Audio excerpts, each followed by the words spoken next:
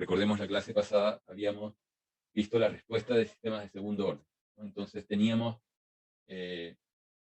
un sistema que, al ponerle una referencia, tratando de dibujar los ejes lo más derecho posible, para hacerlo a mano, si bien tenemos el dibujo, quiero, digamos, que recuerden cada parte del dibujo. Entonces tenemos una referencia, aplicamos aquí un escalón, y ese escalón lo vamos a poner como un escalón unitario, en este caso de tamaño 1, y el sistema es un sistema de la forma omega n cuadrado dividido por s cuadrado más 2 y omega sub n s más omega sub n cuadrado. Al recibir este escalón, responde con una señal y, ¿no? Vamos a dibujar y de t, que tiene esta forma. Y esto entraba en una banda de un error con respecto a la referencia menor al 1% en un instante de tiempo, que lo llamamos el instante TSS. Esto llegaba aquí a este punto, lo llamábamos el tiempo de respuesta. Teníamos fórmulas del tiempo de respuesta.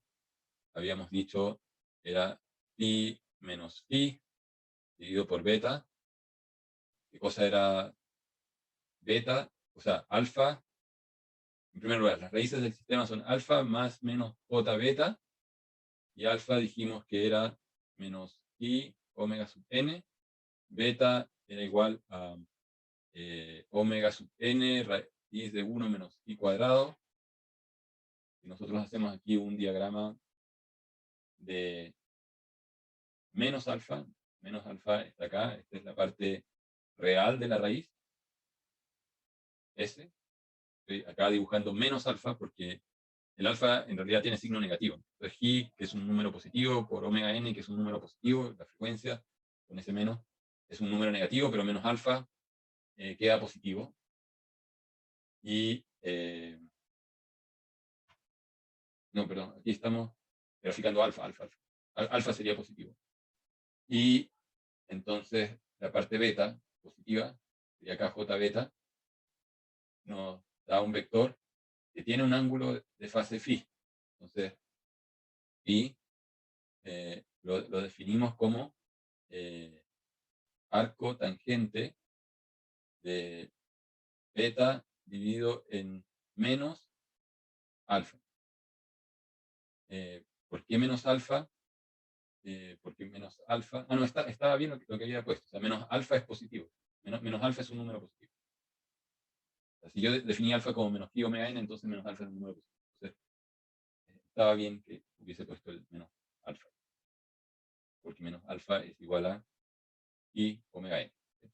Y el beta es igual a omega n 1 menos pi cuadrado. Entonces, ese punto está ahí, y el menos alfa está dividiendo al beta para definir este ángulo phi. O dicho de otra manera, teníamos gamma como variable auxiliar definida como menos beta dividido en alfa.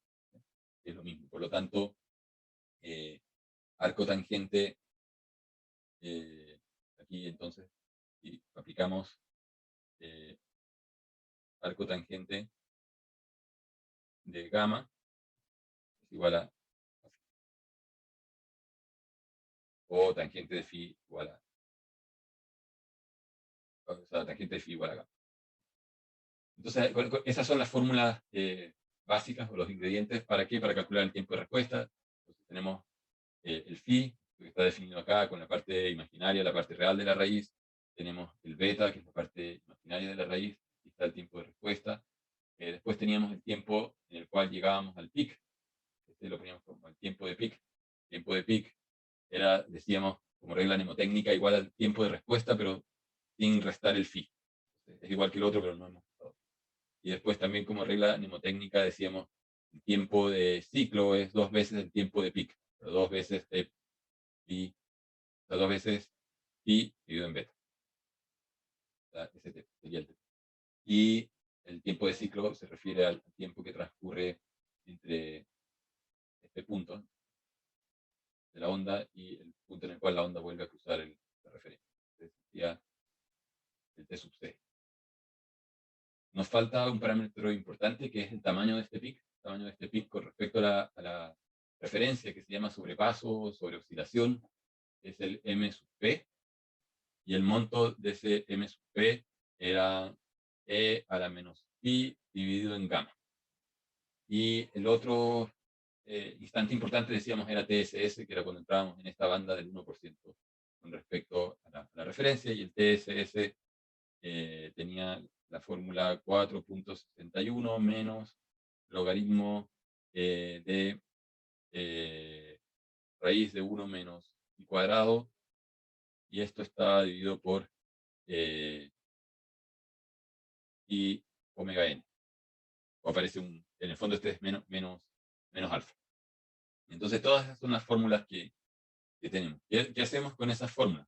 ¿O cuáles son los tipos de preguntas que uno puede tener? Y esto sirve para dos cosas. Por un lado, uno podría tener un sistema en el laboratorio, un circuito, en el cual uno no conoce cuáles son los parámetros del circuito. Yo no conozco cuál es la función de transferencia. Esto para mí puede ser desconocido. O sea, la pregunta es ¿cuánto vale eso? Entonces yo hago un experimento, tengo acá una caja donde no sé qué hay adentro de esa caja. Lo único que sé es que yo le aplico una señal escalón y de esta caja sale eso. Entonces la pregunta es, ¿puedo reconstruir o identificar el sistema? Para la pregunta de identificación del sistema, yo tendría que ir a hacer el experimento en el laboratorio y medir M sub P, ¿no? Y el tiempo de respuesta. Entonces, el tipo de problema 1 es, dado M sub P, y alguien me dijo, mira, aquí el sistema respondió y se pasó en esta cantidad de M sub P. M sub P es conocido. Puedo medir en el gráfico en qué momento llegué a ese pic. Entonces, dado que conozco el tiempo en el cual ocurrió el pic, también puedo del gráfico sacar en qué momento crucé por el valor de referencia de este escalón, el TR, bien es conocido. También podría tener el dato de en qué momento esto llega a estabilizarse y medir el tiempo del TSS. También del gráfico podría sacar esa información. O sea, tengo todos esos datos que los estoy sacando del gráfico. Entonces la pregunta es cómo recupero la información del sistema. Entonces, en el fondo lo que tengo que recuperar es cuánto vale alfa, beta, y con eso ya tengo. Entonces, la solución en este caso sería que, utilizando la misma fórmula, por ejemplo, el T sub P sabemos que es igual a pi dividido en beta. Entonces, esta es la que más rápido nos va a dar la solución, por lo menos de la parte imaginaria vamos a sacar acá que beta entonces vale igual a pi dividido en T sub P. O sea, por lo tanto, estamos ok con beta. Ya nos falta el alfa. ¿De dónde sacamos el alfa? El alfa aparece en varios lugares. Aparece en el M sub P, porque este gamma es la razón de alfa y beta. Podríamos sacarlo del TR si es que después hacemos algo con el pi. En mi opinión, el camino más rápido es usar M sub P, ¿cierto? Entonces, yo tengo el dato de M sub P, que es igual a E a la pi dividido en gamma negativo. Entonces, si yo aplico logaritmo natural, entonces voy a tener que menos pi dividido en gamma es igual a logaritmo de M sub P. Y entonces, de aquí puedo decir que logaritmo de M sub P a la menos 1 por pi es igual a menos gamma, pero menos gamma sería lo mismo que beta dividido en alfa, y por lo tanto alfa va a ser igual a beta dividido en logaritmo de M sub P dividido por pi. Entonces, beta ya lo calculé. De hecho, beta dije que era pi dividido en T sub P. O sea, que aquí podría decir alfa es 1, porque el pi que está aquí arriba se va a cancelar con el pi que está abajo. Entonces, es 1 partido por T sub P logaritmo de M sub P. Entonces ya estoy ok con el alfa. Y entonces ahora sé que el sistema tiene raíces alfa más j beta, y otra raíz S igual a alfa menos j beta, y por lo tanto la ecuación característica de este sistema es igual a S menos alfa menos j beta por S menos alfa más j beta. Si yo hago la multiplicación, aquí esto me va a quedar S cuadrado, la suma de los complejos conjugados me va a salir aquí el menos 2 alfa, las partes imaginarias se cancelan, y finalmente por S, y finalmente voy a tener más, cuando multiplico esta parte con esta parte de acá, voy a tener alfa cuadrado más beta cuadrado. Voy a tener menos j cuadrado, beta cuadrado, pero el menos j cuadrado es menos 1, aparece eso. Y entonces, si yo ya sé que en el denominador de la función está esta expresión, s cuadrado menos 2 alfa s más alfa cuadrado más beta cuadrado, entonces aquí arriba también hay alfa cuadrado más beta cuadrado, porque estos dos números son iguales. En este sistema que está acá arriba, este número es igual a este. Entonces, una pregunta podría ser, identifique el sistema. Bueno, el sistema va a tener esos parámetros. Entonces, conocer la forma de la respuesta en forma teórica nos permite que después, en forma experimental en el laboratorio, hagamos un estímulo a un sistema y ver que dependiendo de la respuesta que tenga el sistema, ese sistema es equiparable o equivalente a un sistema de segundo orden con estos parámetros, ¿no? La pregunta podría ir un poquito más allá y decir, pero exactamente cuánto vale I, porque yo lo quiero parametrizar de esa manera, y cuánto vale omega n. Pero eso es fácil, porque yo sé que esto es omega n cuadrado. Entonces, como ya tengo los valores de alfa cuadrado más beta cuadrado, entonces yo sé que omega n cuadrado vale la suma de esos dos. Y de aquí tengo que sacar cuánto vale el 2 y omega n. Entonces ahí tengo que hacer, igualando, ¿cierto?, el menos 2 alfa, el 2 se va, y voy a tener que y es igual a menos alfa dividido en omega n. Y alfa ya lo tenía calculado, tengo que reemplazar este valor que está calculado acá, este lo tengo, y el omega n lo acabo de calcular, sé que es alfa cuadrado más beta cuadrado, por lo tanto el g es menos alfa dividido en raíz de alfa cuadrado más beta cuadrado. O sea, los números los tenía, entonces puedo recuperar g y omega n. Esa es una posible pregunta con respecto a qué hacer o para qué sirven estas fórmulas, dado que alguien les da el gráfico, un sistema respondió así. ¿Cuál era el sistema que estaba detrás que causó ese tipo de respuesta? El otro tipo de problema, y solamente, digamos, comentar que a mí en general no me gusta hacer problemas que requieran mucha calculadora, que en realidad me interesa más que piensen qué es lo que están haciendo, que empiecen a meter números. Por lo tanto, normalmente, al calcular el logaritmo, yo les voy a decir cosas como, se van a dar cuenta, esa es la razón de por qué yo digo, miren, el PIC era e a la menos 0.1, porque si yo tengo que calcular el logaritmo de e a la menos 0.1, bueno, puede que a alguien se le ocurra poner en la calculadora, voy a elevar e a la menos 0.1, y después pero si saben las propiedades, eso automáticamente saben que es menos 0.1, que eso es exactamente menos 1 dividido en 10. Entonces, a mí me gusta que en general las cosas den números enteros para poder hacerlo rápido a mano y sin calculadora, pero sí manejando la parte conceptual. Ahora, en la guía de ejercicios puede que haya algunos ejercicios que tienen unos números un poco feos que sí hay que meterlos en la calculadora y pueden usar calculadora. Pero para el caso de las pruebas no me gusta mucho el tema de perder tiempo con la calculadora. El otro tipo de problema que pueden darse usando estas fórmulas, voy a borrar aquí la parte de abajo, es que a uno le den el sistema, tiene esta forma, pero la pregunta es qué ganancia colocamos al controlador para que responda. Entonces, el primer problema era un problema de identificar el sistema, el que está detrás, y otro es el de sintonizar el controlador. Entonces, el problema 2 sería más como sintonización del controlador. Entonces, a uno le pueden dar una planta que tiene la forma, pongamos aquí algo fácil, 2 dividido por S más 3. Entonces, aquí la pregunta es, ¿qué controlador pongo? La pregunta es, ¿para cuánto vale este? Para que el sistema en lazo cerrado responda de tal manera de que la respuesta sea rápida y el sobrepaso no supere un cierto valor.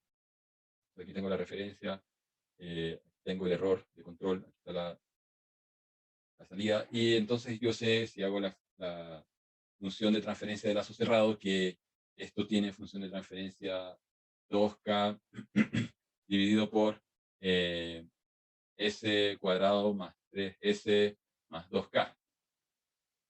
Entonces fíjense que esto tiene una forma análoga a la forma omega sub n cuadrado dividido por S cuadrado más 2 y omega sub n S más omega sub n cuadrado. Entonces, de aquí automáticamente yo sé que el omega sub n es igual a la raíz de 2K. Este número de acá tiene que ser igual a este, igual a este, igual a este. Entonces, el omega n va a aumentar cuando yo aumente K. Pero a mí lo que me pueden estar pidiendo es que la respuesta del sistema, más allá de con qué frecuencia oscila, que la respuesta converja y que este pico inicial, este sobrepaso inicial M sub P, sea menor al 10%, a 0.1. Si esta línea de acá es 1, que ese pic no llegue más allá de 1.1. Entonces, si me están dando esa restricción, en el fondo lo que me están diciendo es que E a la menos pi dividido en gamma tiene que ser menor que 0.1. Y de ahí voy a sacar ciertas conclusiones o restricciones. Voy a borrar lo que está aquí abajo.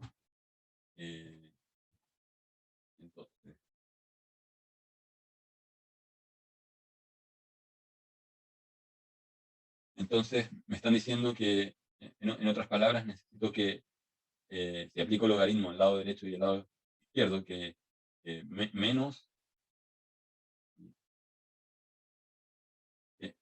pi dividido en gamma sea menor que el logaritmo de 0.1. O esto es lo mismo que el logaritmo de 10 a la menos 1. Entonces, este es el logaritmo de 10 con un signo menos. Y yo multiplico aquí por menos al lado derecho y al lado izquierdo. Esto se da vuelta, se transforma en eso. Y después podría decir, bueno, que tenemos que cumplir con que gamma sea, gamma sea menor que pi. Gamma sea menor que pi dividido por el logaritmo de 10. Hay que calcular ese número. O, en otras palabras, que el término gamma, que era menos beta dividido en alfa, sea menor que eso. Aquí, bueno, se va a dar vuelta y va a ser menos pi dividido en logaritmo de 10. Pero ¿qué cosa era beta? Beta era omega n, 1 menos i cuadrado, y alfa era omega n i. Tiene que ser mayor que menos pi dividido en logaritmo, por el logaritmo de 10. Entonces, aquí los omega n se van y finalmente voy a tener una ecuación en la cual voy a tener 1 menos i cuadrado tiene que ser mayor que este número, menos pi dividido en logaritmo de 10, supongamos que se llama c, que todo esto se llama c, por j.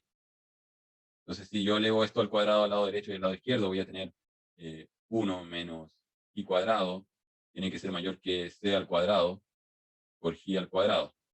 Dicho de otra manera, esto es 1 tiene que ser mayor que c cuadrado más 1 dividido por, o sea, multiplicado por j cuadrado, ¿no es cierto? Y porque pasé este j cuadrado al lado derecho. y entonces vamos a tener que i va a tener que ser menor que la 1 dividido por la raíz de 1 más c cuadrado. Entonces, ya tenemos un valor para aquí. Acá, que va a depender del overshoot, ¿no? de esa sobreoscilación.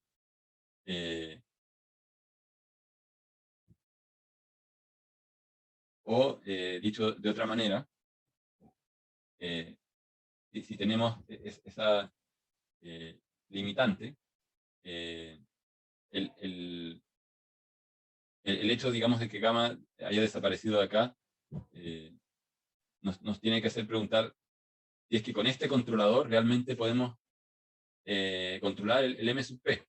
Entonces, el K en este caso no aparece en el coeficiente de segundo orden. Por lo tanto, la respuesta es, en realidad, el omega sub n lo podemos controlar con el K, pero el término que hay acá en el sistema original era un 3. Entonces, con ese 3, y sabiendo que el omega sub n, ¿cierto? Que por otro lado, tenemos que, por alguna razón se cambia, a ver, que el 2G omega n es equivalente al 3 que está ahí. Tenemos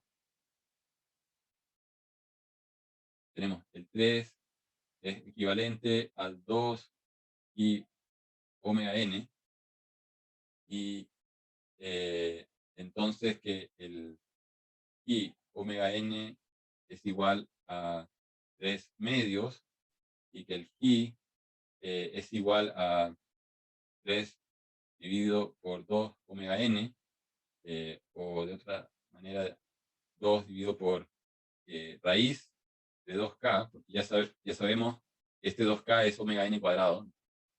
Entonces tenemos, reemplazando el omega n, que esto es 3 dividido en 2 por raíz de 2k, y por el otro lado tenemos una restricción que nos está diciendo que tenemos que elegir g menor que 1 dividido por raíz de 1 más c cuadrado.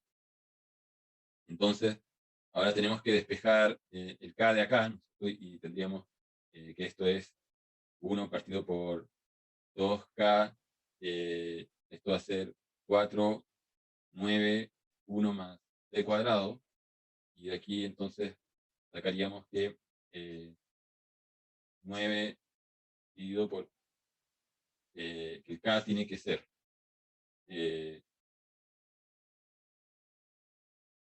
multiplicando, o sea, para el otro lado vamos a tener k va a tener que ser mayor que 9, 1 más c cuadrado. Entonces, como pueden ver, encontramos ya un k que va a cumplir con que el g sea menor que esto para que no sobreoscile, y con una amplitud mayor a ese valor. Y por otro lado, la frecuencia de oscilación va a aumentar en la medida que aumentemos el K. Por lo tanto, tal vez uno elegiría el menor K posible que satisfaga esta restricción y que a su vez permita que esto no oscile tanto. Ese es el otro tipo de ejercicio que uno podría hacer. Si el controlador no fuese proporcional, si tuviésemos un controlador, voy a borrar esto, un controlador proporcional derivativo, uno puede hacer el ejercicio de manera parecida, pero hay, sin tener, digamos, una herramienta de análisis numérico o de simulación, hay que hacer ciertos supuestos que son más complicados de calcular en forma exacta a mano. Entonces, aquí si tuviésemos un control que es K sub P más K sub D por S, por ejemplo, proporcional derivativo, al poner esto en lazo cerrado, la función de transferencia de lazo cerrado nos va a quedar como 2 K sub P más K sub D S, todo esto dividido por S cuadrado más 3S más 2K sub P más K sub D S. Entonces, uno podría decir, bueno, pero esto no tiene la forma cuadrática que estábamos viendo recién, no tiene esta forma. Porque aquí apareció algo distinto en el numerador. no hay solo una constante, una ganancia, sino que hay una ganancia más una derivada. La parte que está abajo sigue siendo cuadrático, o sea, si uno reordena esto, en el fondo esto es la suma de dos cosas. Una parte que es 2k sub p, abajo tenemos ese cuadrado, aquí juntamos esto con esto, ¿no es cierto? Y vamos a tener más 3 más k sub d por s, más 2k sub p, y esto más la otra parte que es k sub d por s, s cuadrado más 3k sub d por s más 2k sub p. Muchas veces me preguntan, pero nosotros hemos visto cómo resolver esto, porque tiene la misma forma, esta forma de acá, pero no sabemos cómo hacer este de acá, porque nunca hemos visto uno que tenga un S acá. La verdad es que yo les digo, sí, sí lo hemos visto, solamente que el S estaba afuera. Yo como que pongo este sistema y lo pongo en cascada después con un derivador. Entonces, aquí el S lo pueden sacar para afuera y poner aquí, ¿no? Y construyen la respuesta de este de acá, y después la respuesta que tienen la pueden derivar, y van a saber la respuesta total, ¿no? Que es la combinación de la respuesta de este primer subsistema, que lo podemos llamar F1, este segundo F2, hay que derivarlo por S para que efectivamente sea igual a la planta original. Y aquí hay dos posibilidades. Una es de llegar a la conclusión de que K sub D es mucho, mucho menor que K sub P. Por lo tanto, y uno por qué podría decir que eso efectivamente puede ocurrir. Eh, si yo tengo la respuesta de esta forma, ¿no? Calculo la derivada, o sea, aquí la derivada es cero, por lo tanto es una señal que cuando la señal original llega al pic, la otra vale cero. Y aquí vale algo que es la pendiente, que va a ser una pendiente negativa. Entonces, en ese punto, la pendiente va a ser lo más negativa posible. Y vamos a tener aquí una pendiente negativa. Entonces, habrá que ver cuál es el valor de esa pendiente. Supongamos que vale esto. Y después vamos a llegar a otro punto donde la pendiente de nuevo vale cero. Vamos a llegar a un punto acá donde la pendiente de nuevo es positiva. Entonces, aquí vamos a tener en este lugar un más.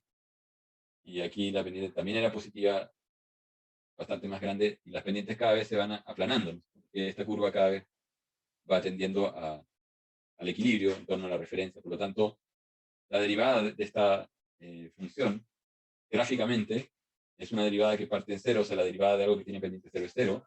Llegamos a un valor máximo, que es cuando estamos en este punto, pues un valor que es cero, pues un valor que es máximo pero negativo, pues cero de nuevo. La derivada es esta señal. Entonces uno podría decir que F1 es la señal sin derivar y F2 es la señal derivada escalada por K sub D. ¿Por qué escalada por K sub D? Porque fíjate, acá tenemos 2K sub P, ¿no? Entonces el K sub D también lo tengo que sacar para afuera. Lo saco para afuera, le pongo el K sub D afuera. Aquí voy a forzar y voy a meter un 2K sub P para que me quede igual a lo que está en el denominador. Pero si hago eso, tengo que dividir por 2K sub P afuera, ¿no es cierto? Para que no altere esta parte de la función. Entonces, al final, ¿qué es lo que está ocurriendo acá? Primero, que de hecho tengo K sub D dividido por 2K sub P para poder haber dejado este lado que tenía el S con la misma estructura patrón de esta forma, donde aquí tengo un término que es igual a este término de acá. Entonces, tengo que generar esta estructura. Eso significó que tuve que escalar por cosas afuera, sacar el S para afuera, y si K sub P es bastante más grande que K sub D, con mayor razón este número va a ser pequeño, y por lo tanto le estoy sumando a la señal original, que es la roja, que es la que está acá en grande, ¿no es cierto? Avanzando por acá, acá, acá, acá. Estoy sumando algo que está escalado por este factor en esta caja. O sea, de hecho, tal vez es incluso más pequeño de lo que yo lo dibujé. No importa. El punto es que estoy sumando cero al pic. Entonces, ustedes podrán imaginar que este pic puede que se desplace un poco, porque un poquito más adelante ya no es cero. Aquí estoy sumando algo negativo, ¿no? Entonces, donde yo pensaba que llegaba a algún lugar, ahora estoy restando. Algo pasó. Estoy restando. Un poco más adelante estoy restando algo y un poco antes estoy sumando algo. Entonces, puede que en la señal, con la suma de las dos, lo que yo tenga es que la roja se deforma un poco y queda así. Se adelanta un poco y queda así. Pero en magnitud no cambió mucho. O sea, el overshoot no cambió mucho. Entonces, una manera de resolver los problemas cuando están estos controladores que son más difíciles que un simple proporcional y que rompen el patrón, es decir, bueno, la otra parte que estoy añadiendo, que analizo bien cuánto valen estas constantes, KD, K sub P, puedo llegar a la conclusión de que podría momentáneamente ignorarlo y no influiría mucho en el resultado. Obviamente tendría que estar consciente de que esa es una aproximación al problema, porque no es lo mismo la función original que una en la cual yo dije esta parte la voy a ignorar y sigo adelante, ¿no? Entonces, esa es una manera de hacerlo. La otra manera de hacer es decir, yo sé cuánto vale la señal I, que es 1 menos E a la menos alfa t por I dividido por, o sea, por, esto es omega n dividido por beta. Omega n dividido por beta. O sea, perdón, beta dividido por omega n. Por seno de beta t más pi. Y de ahí yo podría derivar I con respecto al tiempo, porque en este caso está el derivador por fuera. Voy a tener una fórmula exacta y después tendría una expresión gigante que contiene la parte no derivada y la parte derivada, que me va a quedar con una combinación de sinusoides, y después hacer exactamente el mismo procedimiento que está en los apuntes para encontrar dónde está el pic de esta señal verde y dónde está el tiempo en el cual la señal verde cruza por el 1. Hay que usar la misma lógica de lo que está en los apuntes para resolver eso a mano. En general, yo nunca les he dicho resuelvan eso a mano porque salen expresiones muy largas. No es que no se pueda hacer, se puede hacer, pero no tiene mucho sentido, ¿no? Entonces, el otro camino que yo muchas veces sugiero es aproximen, obviamente usen el razonamiento, porque aquí hay, digamos, esta argumentación. Si es que en algún caso uno llegase a la conclusión de que K sub D es mucho, mucho mayor que K sub P, entonces quiere decir que en este sistema lo que está predominando es la parte del sistema F2, y esta es la que uno puede ignorar. Esa sería una situación, pero sería muy raro que uno tuviese esa situación porque quiere decir en el fondo que uno está tratando de controlar el sistema a partir de un derivador, y en general eso no funciona por razones que vamos a ver más adelante. Siempre se necesita la parte que es proporcional al error, más otras acciones adicionales que pueden ser la derivativa y la integral, pero tratar de controlar algo solamente con acción integral o algo solamente con acción derivativa en general no funciona. Aquí, digamos, notando qué cosa es lo que está en el denominador de ambos lados, tanto F1, tanto F1 como F2 tienen la misma ecuación característica. Uy,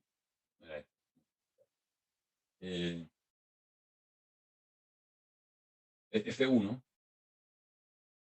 tanto F1 como F2 tienen la misma ecuación característica. En este caso, esa ecuación característica Q de lazo cerrado es S cuadrado más 3 más K sub D por S más 2 por K sub P. Entonces, aquí es lo mismo que en el problema anterior. Voy a borrar lo que está aquí abajo. Nosotros podemos ver que el término es coeficiente del S. Este término que está acá tiene que ser igual a 2 y omega sub n. Y este que está acá tiene que ser igual al omega sub n al cuadrado para llegar a la forma patrón. Siempre es esta forma. Es esa forma de ahí. Entonces, si a nosotros nos dicen el sistema tiene que tener un m sub p menor a una cierta cantidad c, de ahí podemos obtener una condición y decir, bueno, esto nos va a dar un valor para G. De esa condición vamos a sacar G. Entonces tenemos G, debería valer no más de tanto. Entonces ya conocemos cuánto vale G. Conocemos, por otro lado, cuánto podría valer el K sub P o el omega sub n, ¿no? En función de K sub P, voy a tener que omega n es igual a raíz de 2K sub P. Entonces, por otro lado, lo que yo tengo que hacer es que el 3 más K sub D, que es igual a 2 y omega n, valga algo, ¿no? Entonces K sub D finalmente la constante derivativa que tenemos que poner o que tendríamos que poner va a tener que ser 2 y omega sub n menos 3. Entonces el G lo tenemos porque viene de aquí, este coeficiente nos está dando una regla para saber qué hacer con K sub D. El omega sub n va a cambiar de acuerdo a lo que ocurra con K sub P.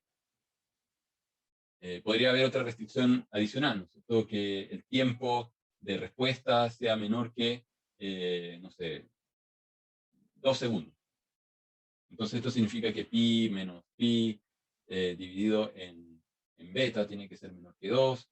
De aquí vamos a tener que empezar a trabajar los términos que tenemos, ¿no es cierto?, para poder llegar a relaciones que restrinjan los valores de K sub P y K sub D. Y yo voy a borrar acá esto. Entonces, si planteo cosas desde la perspectiva de lograr un cierto tiempo de respuesta, aquí voy a decir, bueno, entonces necesito que esa restricción sea equivalente a decir que pi menos phi tiene que ser menor que 2 beta, pero beta ¿cuánto vale? Beta vale, es omega n, raíz de 1 menos i cuadrado. Entonces, ¿cuánto vale omega n? Omega n vale raíz de 2k sub p. ¿Cuánto vale esa raíz 1 menos i cuadrado? Bueno, de aquí podemos despejar el hecho de que 2i omega n sea eso, lo mismo que i sea igual a 3 más k sub d dividido por 2 omega n, pero omega n ya dijimos que es 2 k sub p en raíz. Entonces tenemos i.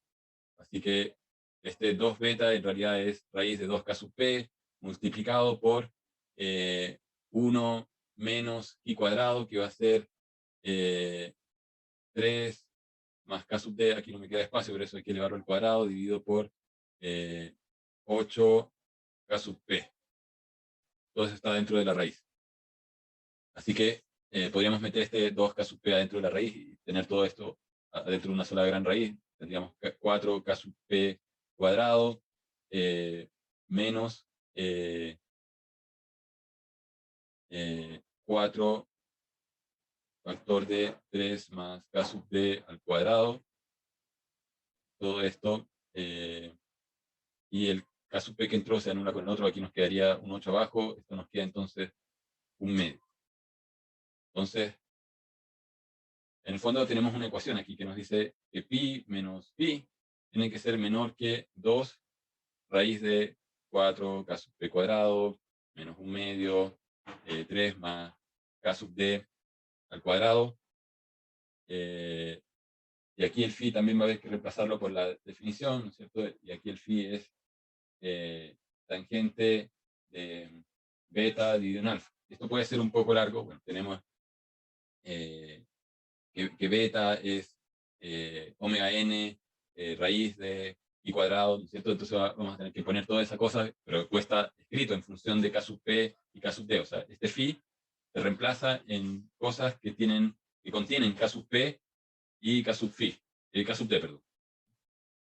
Entonces nos queda una gran restricción, una gran desigualdad en función de k sub p y k sub d. Tenemos dos incógnitas, por lo tanto, esa desigualdad por sí sola es insuficiente para despejar lo que queremos encontrar, un valor para k sub p y un k sub d. Por lo tanto, eso lo necesitamos juntar con otra ecuación, que podría ser esta, que podría ser la ecuación si es que nos dicen, yo necesito que el tiempo de cycling, ¿no es cierto?, sea igual a tanto.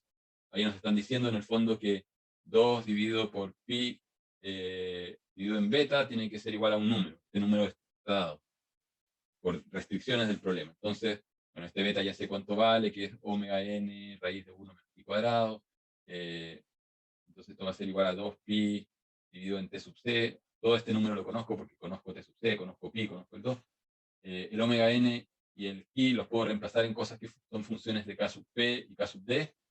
Entonces aquí al final tengo dos ecuaciones, ¿no?, que tienen dos incógnitas, k sub p y k sub d, que las tengo que juntar. Es un problema de álgebra, finalmente, para encontrar los valores k sub p y k sub d. Hay algunos ejercicios en la guía que se resuelven haciendo esto. No es difícil, hay que usar las definiciones.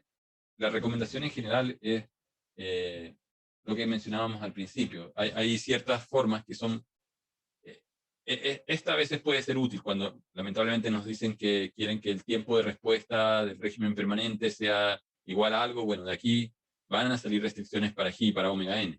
Que después las podemos traspasar a restricciones sobre K sub P y K sub D, si es que el controlador fuese proporcional derivativo. Si el control es proporcional integral, bueno, saldrán restricciones para KP y KI. Pero siempre es más fácil partir de esta de acá, ¿no es cierto?, que solamente contiene el beta, en mi opinión, y esta de acá que, si bien tiene el gamma, indirectamente el gamma es beta dividido en alfa, y por tanto de aquí podemos sacar el alfa, que es la otra parte que nos interesa, y de ahí hacer todo el proceso hacia atrás. Yo siempre encuentro que trabajar con esta es más complicada porque el phi es tangente de beta dividido en alfa, entonces después aparecen arcotangentes, cosas que uno se puede tratar de deshacer, pero siempre molestan más dentro de las ecuaciones que aparecen. Así que eso con respecto a esta parte. Lo que viene después en los apuntes es básicamente ejemplos de aplicación como los que hemos hecho a mano sin usar el dibujo, ¿no es cierto? Si tengo un controlador de ganancia acá, lo que puedo ver es cómo la ganancia me afecta la respuesta del sistema. A mayor ganancia, mayor oscilación, y a mayor ganancia, menor amortiguación, porque la amortiguación G queda como algo partido por K. Entonces, mientras más aumento K, menos amortiguado, o sea, el G tiende a cero. Y cuando el G tiende a cero, el sistema se vuelve subamortiguado. Y si sigo aumentando el K, puede que me pase y haga que el sistema se vuelva, en algunos casos, inestable. Lo mismo aquí en el caso del ejemplo del sistema de tercer orden. Claro, uno podría decir, pero esto no tiene una función en el denominador de segundo orden, esto es de orden 3. ¿Cómo lo hacemos? Bueno, ahí uno podría hacer la descomposición en fracciones parciales y decir, esta es la combinación de un sistema que tiene un 1 dividido en S, más otra cosa que es una constante que habrá que encontrar, dividido por S más 0.6, S más 0.3. Entonces, a este gran sistema, cuando yo, es lo mismo que el original, donde está todo junto, cuando yo le aplico el escalón, aquí lo que voy a tener es la respuesta de dos cosas. Una parte que es la integral del escalón, a la cual le sumo el escalón aplicado a esta función acá, que la podemos llamar la función F2. Sería mi función F2. F2 está acá, esta es cuadrática. Esta parte de acá, la cuadrática, sabemos cómo trabajarla con la fórmula. Por lo tanto, podría saber qué tipo de respuesta va a tener esa parte que se superpone a una integral del escalón, que sabemos que es una rampa. Entonces, eso en el caso del comportamiento de este cohete. Lo que uno puede ver, y más allá de ilustrar y de tratar de calcular a mano, ¿no es cierto?, porque el propósito, más que calcular cosas a mano para sistemas de un orden muy alto, tener que hacer descomposiciones en fracciones parciales muy complicadas, el propósito tiene que ver con el hecho que mencionábamos al inicio de la clase pasada, de que al cambiar las ganancias, ¿no?, aquí está el K en un sistema de enlazo cerrado con el cohete. Cuando yo voy aumentando la ganancia, lo que uno va viendo es que uno puede pasar de una ganancia pequeña, 0.003, en el cual las raíces son una que es puramente real, con parte negativa, más otras dos que son complejas conjugadas. Aquí está el más, aquí está el menos, con una cierta parte real, y que responde de esta manera, con muy poca sobreoscilación, casi no se ve, porque esta parte es muy pequeña. Y yo voy aumentando, y en vez de tener 0.0003 aumento, ahora estoy en 0.01, o sea, multipliqué por casi un orden de magnitud. Ahora la parte real se va achicando, ¿no? Aquí teníamos 0.059, o sea, casi 0.06. Acá tenemos 0.05. Y esto va creciendo. Antes teníamos, no, aquí todavía no ha crecido tanto como en el otro caso, 0.36. Pero si vamos aumentando, y aquí podemos, aquí la parte imaginaria creció a 0.27 con respecto a 0.11. Aquí yo creo que hay un error. Esto debería haber sido, aquí falta un 0, esto debe ser 0.036. Porque lo que va ocurriendo, el punto es que la parte imaginaria se va amplificando. Está relacionado un poco con el sistema de segundo orden, donde uno dice, bueno, la parte que es oscilatoria depende de ese K. O sea, a medida que yo aumento el K, oscila más, y la parte amortiguada es el G, es inversamente proporcional al K. Entonces va ocurriendo esto que mueve las raíces y hace que el sistema de repente en cierto momento sea inestable y con una respuesta creciente. Y cuando eso uno lo va viendo, graficando las raíces para distintos valores de K, uno va viendo que esas raíces se van corriendo. Y eso es lo que vamos a ver entonces en el próximo capítulo, en la próxima clase, cómo hacer estos gráficos que nos dicen, bueno, si cambiamos los parámetros del controlador, ¿a dónde se van las raíces? ¿No? Lo que nosotros no queremos es que las raíces se vayan aquí al lado inestable. O sea, mientras se muevan y hagan cualquier cosa aquí en el lado del plano complejo, del lado izquierdo del plano complejo, en el semiplano izquierdo, estamos bien. Cuando pasan para acá, ahí no, estamos mal porque el sistema se hace inestable. Entonces, queremos encontrar estos puntos críticos. ¿En qué momento o con qué ganancia justo? Ruth-Hurwitz nos da un método, pero el método del análisis del lugar geométrico tiene también otras ventajas, como vamos a ver, que nos permiten ver no solamente las ganancias del controlador, sino la variación de otros parámetros. Eso lo vemos la próxima clase. Y lo dejamos hasta acá por hoy. No sé si hay alguna pregunta. Si no, nos vemos el próximo lunes.